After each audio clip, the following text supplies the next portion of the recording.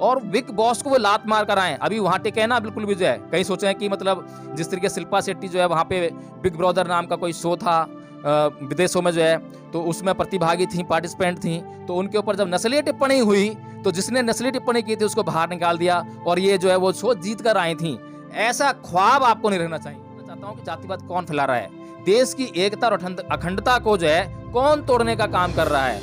क्या ऐसी जो जातीय टिप्पणी जो की गई है जिसका कोई आधार नहीं है, जिसका आधार लोग ये मान रहे हैं, मैंने कहा कि न जच्चा होती बसलो न जच्चा होती ब्राह्मणों, कम्मनो होती बसलो कम्मनो होती ब्राह्मणोती। क्या जो ये लोग टिप्पणी कर रहे हैं, क्या ये लोग जो है जन्म लेते ही नीच ऊंच हो गए हैं या ये जो है अपने कर्म से ऊंच नीच हुए हैं? तो इसी तरह से जो है अर्चना गौतम के साथ में जो भेदभाव हो रहा है, अर्चना गौतम को खुद ये समझना चाहिए कि इसकी जड़ कहां पर है। ये तो फलों की बात करती है, कभी इसको भनोट साहब कभी टिप्पणी कर देते हैं, कभी वो कोई टिप्पणी कर देता है, कभी बालाजी मंदिर से धक्के मार के उसको बाहर निकाल देते हैं। ये तो फल हुए ना, ये तो फल हैं। इसकी जड़ कहां पर है?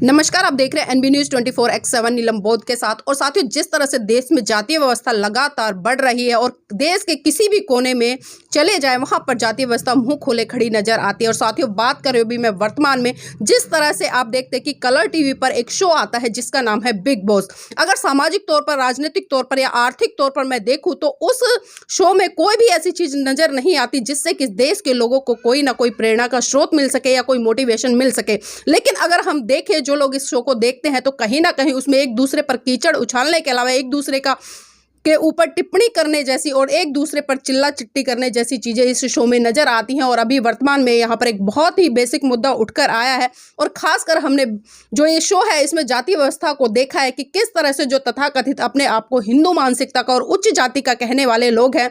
और साथ ही मैं बता दूं आपको, यहाँ पर अर्चना गौतम है जो कि बहुजन समाज से आती हैं, कि प्रतिभागी हैं इस शो में, जो उनको लेकर अभी पिछले दिनों जिस तरह से जाति सूचक शब्दों से उन्हें संबोधित किया गया, उन्हें छोटी जाति का कहा गया, उन्हें नीच कहा गया, उन्हें तुच्छ कहा गया। और इसी कड़ी में साथियों मैं बिल्कुल स्पष्ट बता दूं कि और उनके बारे में क्या क्या कहा गया है, जिसमें कि एक प्रतिभागी और है जिनका नाम है विकास मानकतला। उन्होंने तो यहां तक कह डाला, इसकी औकात और जो इसका लेवल है ना, ऐसे छोटे तुच्छ और नीच जात के लोगों से मैं बात नहीं करता।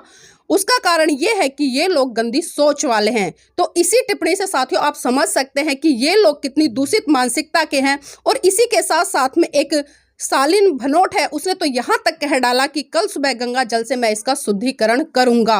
तो साथियों, इन्हीं चीजों से आप समझ सकते हैं कि इतने खुले तौर पर, जिसको कि करोड़ों लोग इस शो को देखते हैं बिग बॉस को, और यहाँ पर जाति सूचक शब्दों को लेकर टिप्पणी की जाती है। और साथियों, ये वही अर्चना गौतम है। मैं थोड़ा सा अगर आपको पास्ट में लेकर चलूं, आप सबने देखा जिस तरह से तिरुपति बालाजी मंदिर में ये दर्शन के लिए जाते हैं अपने जन्मदिन पर, और वहां पर इनके साथ में धक्का मुक्की होती है और यहाँ तक कि इनको नीच अछूत कहकर उस मंदिर से बाहर निकाल दिया जाता है, इनको प्रवेश नहीं करने दिया जाता।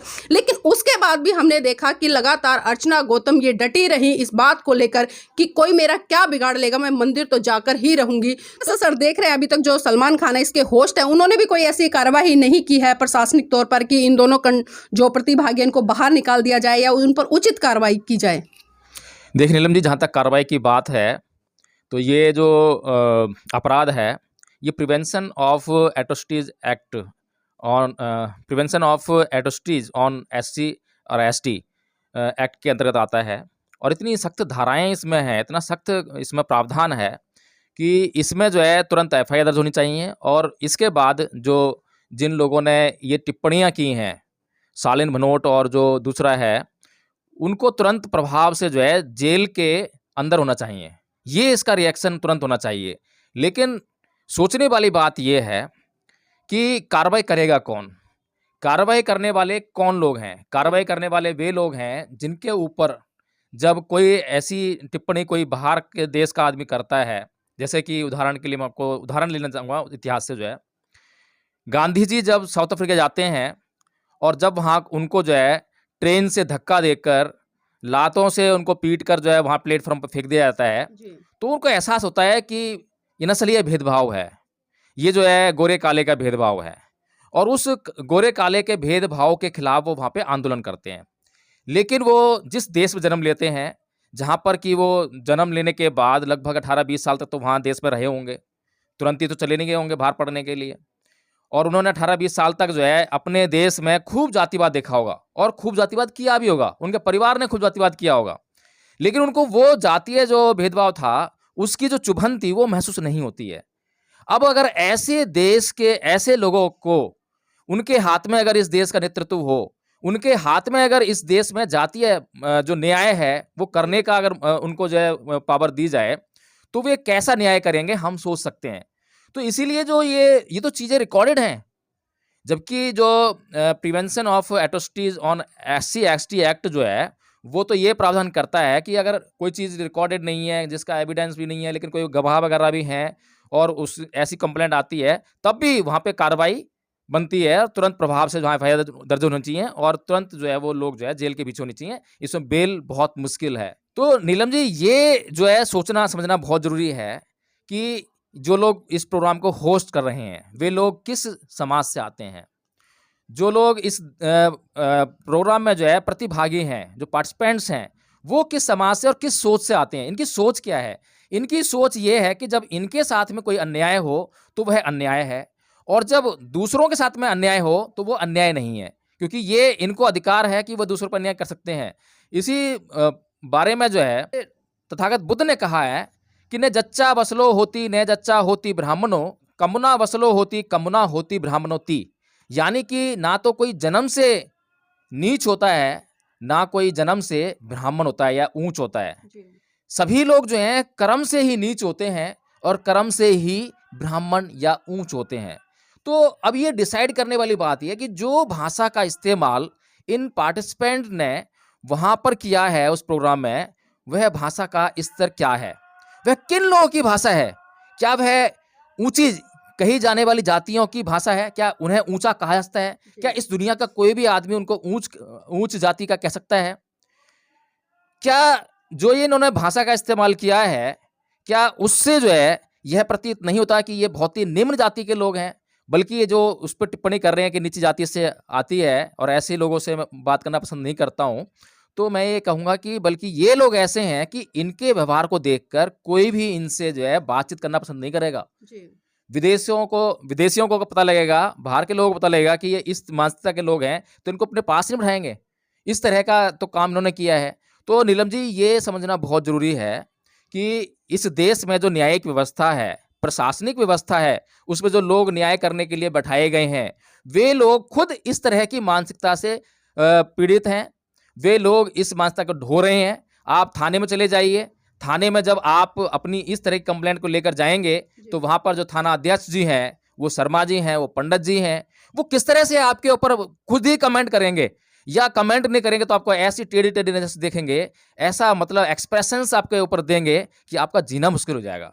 तो आप किन लोगों से आप जो न्याय की बात कर रही हो? इस देश में तो जो परिवर्तन होना चाहिए उसकी लड़ाई हम लोग लड़ रहे हैं। इस बहुजन समाज का जो आंदोलन चल रहा है वो इसी परिवर्तन की बात करता है, व्यवस्था परिवर्तन की बात कर रहा है, अपनी भागीदारी को सुनिश्चित करने की बात कर रहा है। तो ये बातें जो है अर्चना गौतम को खुद समझनी चाहिए। लेकिन सर, जिस तरह से हम फिल्म इंडस्ट्री की बात करें या जो टीवी सीरियल है, ये भी कहीं ना कहीं सिनेमा जगत का एक बहुत बड़ा पार्ट है। लेकिन जब हम फिल्मों में इन किरदारों को देखते हैं, चाहे वो सलमान खान हो, शिल्पा शेट्टी हो, क्योंकि शिल्पा शेट्टी को भी लेके पीछे एक जो टिप्पणी की गई थी, उनको लेकर जो नस्लीय टिप्पणी की गई थी, उस पर भी काफी बवाल मचा था और वो फूट फूट कर रो रही। लेकिन सर, जब इनके ऊपर बात आती है तो कहीं ना कहीं ये जो फिल्म इंडस्ट्री कहूँ या सिनेमा जगत कहूँ या जिस तरह से जो टीवी सीरियल में कलाकार जो काम करते हैं वो एकजुट हो जाते हैं। लेकिन कहीं ना कहीं जब बहुजन समाज का कोई भी प्रतिभागी वहां पर पार्टिसिपेट करने के लिए जाता है तो उसको कहीं ना कहीं जाति के आधार पर घेरते नजर आते हैं। आखिर ये मानसिकता कब तक और क्यों? देखिए नीलम जी, आपने सवाल किया है कि ये मानसिकता कब तक और क्यों। इसका मतलब है कि आप कुछ समाधान पूछ रही हैं।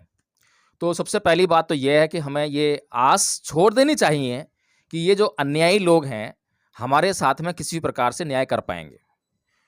मैं उदाहरण लेना चाहूँगा एक वृक्ष का जो कि जहरीले फल दे रहा है। लोग जान गए हैं कि ये जो वृक्ष है ये जहरीले फल दे रहा है। तो वो समाधान के रूप में कुछ लोग उसको सोचेंगे कि इसका समाधान एक करते हैं कि इसके जो फल हैं, जितनी भी लगे हुए हैं इस पे फल, वो सारे फल तोड़ लो और उनको नष्ट कर दो। तो इस तरह से जो है लोग इसके जहरीले फल खाने से बच जाएंगे। लेकिन मैं ये सोच रहा हूँ और समझदार आदमी ये सोचेगा कि वो एक समाधान नहीं है, क्योंकि वो जानते हैं कि इसके फल तोड़ने के बाद उस समय तो बच जाएंगे, लेकिन इस पर फिर दोबारा से फल लगेंगे, बार बार फल लगेंगे। तो जरूरत इस बात की है कि वो समाधान किया जाए कि उस वृक्ष पर वो जहरीले फल लगे ही ना। इसलिए उस वृक्ष को जड़ से उखाड़ कर उसका समूल नाश करने की आवश्यकता है। तो इसी तरह से जो है अर्चना गौतम के साथ में जो भेदभाव हो रहा है, अर्चना गौतम को खुद ये समझना चाहिए कि इसकी जड़ कहां पर है। ये तो फलों की बात करती है, कभी इसको भनोट साहब कभी टिप्पणी कर देते हैं, कभी वो कोई टिप्पणी कर देता है, कभी बालाजी मंदिर से धक्के मार के उसको बाहर निकाल देते हैं। ये तो फल हुए ना, ये तो फल हैं। इसकी जड़ कहां पर है? हमने जब इसको बालाजी मंदिर प्रकरण हुआ था इसके साथ में, तब जो आपने भी चर्चा की थी, तब हमने अपने जो सोशल मीडिया के जो प्लेटफॉर्म्स हैं उसके माध्यम से बड़ा समझाने का प्रयास किया था जी। कि अर्चना गौतम जी, ये जो आपके साथ में व्यवहार हो रहा है, ये जो फल आपको मिल रहे हैं समाज के, इसकी जो जड़ है, जो हिंदू धर्म है उसके भीतर छुपी हुई है। हिंदू धर्म शास्त्रों में इसकी जड़ है। आप तुरंत प्रभाव से जो है, क्योंकि आप जो है एक पब्लिक पर्सनालिटी हैं, पब्लिक फिगर हैं, आपको बहुत सारे लोग आपको चाहते हैं, देखते हैं, सुनते हैं, आपका प्रभाव है इस देश में, तो आपको तुरंत प्रभाव से जो है वो हिंदू धर्म छोड़ देना चाहिए। तुरंत ही बाबा साहब डॉक्टर भीमराव अंबेडकर का अध्ययन करना चाहिए और अध्ययन करने के बाद आपको जो है निर्णय लेना चाहिए कि बाबा साहब डॉक्टर भीमराव अंबेडकर ने आपको क्या दिशा निर्देश दिया है जाति व्यवस्था का समूल नाश करने के लिए। बाबा साहब डॉक्टर भीमराव अंबेडकर ने 14 अक्टूबर सन 1956 को क्या कहा था। आपको जो है जब बौद्ध धर्म ग्रहण करने के लिए बाबा साहब आह्वान कर रहे हैं, तो मैं ये नहीं कह रहा कि आप केवल इसीलिए बौद्ध धर्म ग्रहण कर लो, लेकिन कम से कम जो है बाबा साहब का पहले अध्ययन कर लो, बौद्ध धर्म का अध्ययन कर लो, उसके बाद सारी चीजों की जांच परख करके जब ये आप जान जाओ कि हाँ वास्तव में ये जो फल मुझे मिल रहे हैं, इसका वृक्ष जो है इस हिंदू धर्म की जड़ों में है, इस हिंदू धर्म के जो धर्म ग्रंथ के जो शास्त्र हैं इनमें छुपा हुआ है, तुरंत प्रभाव से बाबा डॉक्टर भीमराव अम्बेडकर के दिखाए हुए मार्ग का अनुसरण करते हुए इस हिंदू धर्म को तुरंत प्रभाव छोड़ देना चाहिए और बौद्ध धर्म की शरण में चला जाना चाहिए। यही इसका एकमात्र समाधान है। जी सर, बिल्कुल सही कहा, क्योंकि यहाँ पर मुझे बाबा साहब की एक कोटेशन भी याद आ गई कि जुल्म करने वाले से ज़्यादा गुनहगार जुल्म को सहने वाला होता है। तो उसी संदर्भ में आपने बात रखी है कि कहीं न कहीं जो लोग टिप्पणी कर रहे हैं, उनकी तो ये आदत है एक तरह से, जो वो पैदा होते तो कहीं न कहीं उनको उच्च जाति में पैदा होने का जो गौरव है, वो प्राप्त हो जाता है और उनके परिवार से यही सिखाया जाता है कि कौन छोटा है, कौन बड़ा है, कौन नीच है, कौन ऊँच है और किससे आपको किस तरह की बातें करनी है। लेकिन ये जो बहुजन समाज में पैदा होने वाले लोग हैं, जो इस देश की संस्कृति में बहुत बड़ा योगदान रखते हैं, इस देश के विकास में बहुत बड़ा योगदान रखते हैं, लेकिन सर कहीं न कहीं हम देखते हैं कि वो लोग आज भी अपनी जो असली धरोहर है उसको नहीं जान पा रहे हैं, असली संस्कृति है नहीं जान पा रहे हैं। जिस तरह से हमने अर्चना गौतम का जो प्रकरण लिया, जिस पर बात की, तो सर जाते-जाते एक चीज़ और पूछना चाहूँगी, क्योंकि ये पहली बार नहीं हुआ है जब उन्होंने मेरठ जो विधानसभा है वहाँ से चुनाव भी लड़ा था विधानसभा का, और वहाँ पर भी जब वो, क्योंकि इनका जो फ़िल्म इंडस्ट्री से नाता रहा है, बिगनी से लेकर साड़ी तक का सफ़र इनका भी रहा है, और अभी जिस तरह से बिग बॉस में भी सभी लोग इनको देख रहे होंगे, तो कहीं न कहीं सर एक इनको सीख लेने की ज़रूरत नहीं कि लगातार जिस जाति अत्याचार के कारण इनको शोषण झेलना पड़ता है, उसको इनको लात मार देनी चाहिए। देखिए नीलम जी, मैंने वही बात आपको कही है और मैं आपको बता दूं कि जब तक ये हिंदू धर्म में रहेंगी, तो हिंदू धर्म की जो संस्कृति है वो बदला लेने की संस्कृति है, वो जो है प्रतिकार करने की संस्कृति है, प्रतिशोध लेने की संस्कृति है, वो जो है ईंट का जवाब पत्थर से देने वाली संस्कृति है। लेकिन बुद्ध आपका बहुत अच्छा मार्गदर्शन करते हैं अर्चना जी। आपके साथ में जो घटना घटी है, जो दुर्घटना हुई है, वो आपको आपके मन को जो है व्यथित कर रही होगी और आपका जो सुख चैन है, आपकी नींद उड़ गई होगी आपकी जो है। इस समय बुद्ध आपको ये संदेश देते हैं, क्योंकि आप बुद्ध की शरण में तो आए नहीं हैं, आप तो अभी हिंदू संस्कृति में हैं। तो हिंदू संस्कृति में तो ये होगा कि मैं बदला कैसे लूँ? मुझे उसने सताया है, उसने मुझे मारा है, उसने मुझे गाली दी है, उसने मुझे गलौज दी है, उसने मेरा ये करा है, उसने मेरा वो करा है, तो मुझे उसे सबक सिखाना है। यही सब आपके मन में चल रहा होगा। लेकिन अगर ये सब आपके मन में चल रहा है, तो आप जो है कभी भी उस चीज़ का, उस घटना का बदला आप जो है उन लोगों से नहीं ले पाएँगे। लेकिन बुद्ध आपका मार्गदर्शन करते हुए कहते हैं कि अकोछि मंग अवधि मंग अजीनी मंग अहासी में ये चैतंग उपनहंति वीरंग तेसंग न सम्मति। यानी कि उसने मुझे मारा, उसने मुझे लूटा, उसने मेरा सब कुछ छीन लिया। जो इस प्रकार की बातों को अपने मन में बनाए रखते हैं, उनका वैर कभी शांत नहीं होता। और जिन लोगों का वैर कभी शांत नहीं होता, यानी जिनका मन शांत नहीं होता, वो अपने साथ में कभी न्याय कर ही नहीं सकते, क्योंकि वो जो उन्हें करना चाहिए उस पर उनका फोकस नहीं होगा, जो नहीं करना चाहिए उस पर उनका फोकस चला रहेगा। तो आपको करना यह है कि आपको तुरंत प्रभाव से जो है डॉक्टर भीमराव अंबेडकर को पढ़ना है। आपको सबसे पहले हिंदू कोड बिल को पढ़ना है। फिर आपको बाबा साहेब डॉक्टर भीमराव अम्बेडकर के दिशा निर्देशों का अध्ययन करना है कि उन्होंने किस दिशा में आपको जाने के लिए कहा है, और जितना जल्दी हो सके आप जो है इस व्यवस्था से बाहर आइए और बौद्ध धर्म की शरण में आकर जो है बहुजन समाज के जो आंदोलन चल रहे हैं उसमें प्रतिभागी बनिए। ये बिग बॉस जैसे जो प्रोग्राम है, इनमें प्रतिभागी बनकर आप देश को क्या दे रहे हैं?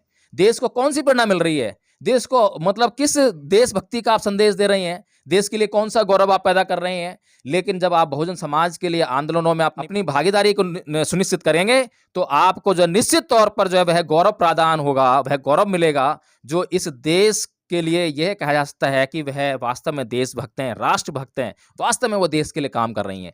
इस देश में से जाति व्यवस्था का समूल नाश करने का जो भी आंदोलन करेगा या उस आंदोलन में जो भी भाग लेगा, वो निश्चित तौर पर जो है देशभक्त कहलाएगा, राष्ट्रभक्त कहलाएगा। और ये लोग जो जातीय टिप्पणी कर रहे हैं, ये निश्चित तौर पर जो है देशद्रोही लोग हैं, राष्ट्रद्रोही लोग हैं। ये जो देश की जो अखंडता है, एकता है, उसको तोड़ने में लगे हुए हैं।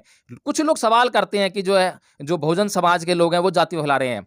अब मैं उन लोगों से सवाल करना चाहता हूं कि जातिवाद कौन फैला रहा है? देश की एकता और अखंडता को जो है कौन तोड़ने का काम कर रहा है? क्या ऐसी जो जातीय टिप्पणी जो की गई है, जिसका कोई आधार नहीं है, जिसका आधार लोग ये मान रहे हैं, मैंने कहा कि न जच्चा होती वसलो न जच्चा होती ब्राह्मणों, कम्मनो होती वसलो कम्मनो होती ब्राह्मणोती, कि जन्म से कोई ब्राह्मण नहीं होता, जन्म से कोई नीच नहीं होता है, और सब कुछ जो है कर्म से ही होता है। तो क्या जो ये लोग टिप्पणी कर रहे हैं, क्या ये लोग जो है जन्म लेते ही नीच ऊंच हो गए हैं, या ये जो है अपने कर्म से ऊंच नीच हुए हैं? तो नीलम जी, इस बात को हमें जो सोचना होगा और इस देश के लोग सोचना होगा कि इस देश का जो देशभक्ति का जो हम सर्टिफिकेट बांटते हैं, उन लोगों को बांटना चाहिए जो जाति व्यवस्था को खत्म करने का काम कर रहे हैं। बहुजन समाज जो है निरंतर जो है ये जाति व्यवस्था के खिलाफ अपना आंदोलन चला रहा है। तो मैं फिर से अर्चना गौतम जी से यही उम्मीद करूंगा कि वो जितना जल्दी हो सके इस व्यवस्था से बाहर निकलें और बिग बॉस को वो लात मार कर आए। अभी वहां टिके ना बिल्कुल भी जो है, कहीं सोचे कि मतलब जिस तरीके शिल्पा शेट्टी जो है वहां पे बिग ब्रदर नाम का कोई शो था विदेशों में जो है, तो उसमें प्रतिभागी थी, पार्टिसिपेंट थी, तो उनके ऊपर जब नस्लीय टिप्पणी हुई तो जिसने नस्लीय टिप्पणी की थी उसको बाहर निकाल दिया और ये जो है वो शो जीत कर आई थी। ऐसा ख्वाब आपको नहीं रखना चाहिए। आपको तुरंत प्रभाव से जो है वो बिग बॉस को लात मारनी चाहिए और सलमान खिलाफ के शो के खिलाफ जो होस्ट कर रहे हैं सलमान खान, उनके खिलाफ कार्रवाई होनी चाहिए, क्योंकि वो जो है अभी तक उनको परमिट किए हुए हैं। नीलम जी, एक बात और ये भी समझनी चाहिए कि अपनी इज्जत, अपना मान सम्मान सब कुछ अपने हाथ में होता है। हम जिस पल से हमें किसी ने टिप्पणी की, वो टिप्पणी हमारे विरोध में है, हमारे मान सम्मान के विरोध में है, और फिर भी हम उसके साथ में चिपके हुए हैं, वहां बने हुए हैं, तो वो हम खुद अपनी बेइज्जती खुद करा रहे हैं। वो किसी के बस की बात नहीं है कि कोई हमारी बेइज्जती कर सके, कोई हमारा अपमान कर सके। ये तो हम ही लोग हैं जो अब खुद से अपने आप को अपमानित करते हैं। किसी ने मुझे गाली दी तो गाली चुपट नहीं गई, लेकिन किसी ने मुझे गाली दी और मैंने महसूस कर ली और फिर भी मैं उसी स्थिति में बना हुआ हूं, उसको सहन कर रहा हूं, तो वो मेरे लिए अपमानजनक है।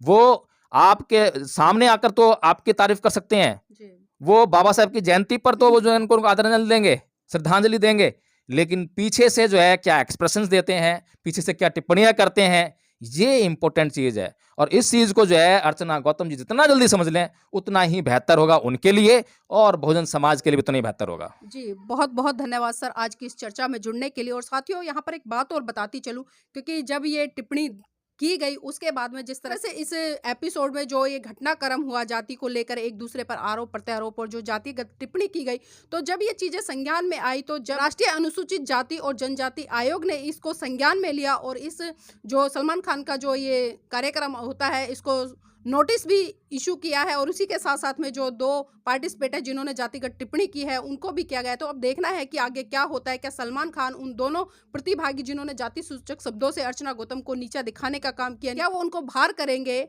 या साथियों और भी इसमें कुछ नया मोड़ आ सकता है? तो बने रहिएगा हमारे साथ, आगे भी हम इस खबर को लेकर आपको जानकारी देते रहेंगे। और अभी तक जिसने हमारे चैनल को सब्सक्राइब नहीं किया है तो चैनल को सब्सक्राइब जरूर कर लीजिएगा, इस वीडियो को लाइक कीजिएगा, कमेंट्स कीजिएगा और अपने कमेंट के माध्यम से बताइएगा कि इस तरह की घटनाओं को लेकर आखिर आप क्या सोचते हैं।